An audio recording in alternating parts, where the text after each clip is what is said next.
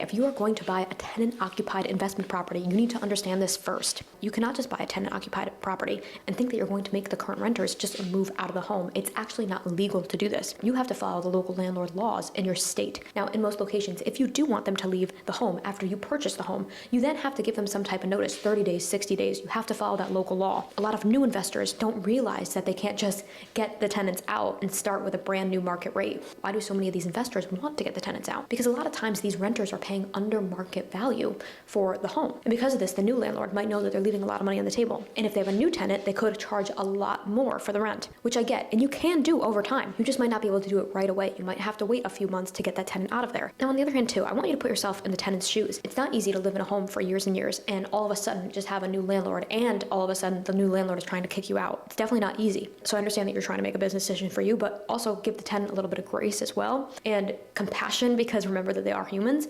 and this is where they live. So there's a few different ways to look at it, and I want you to consider all these things before buying a tenant-occupied property.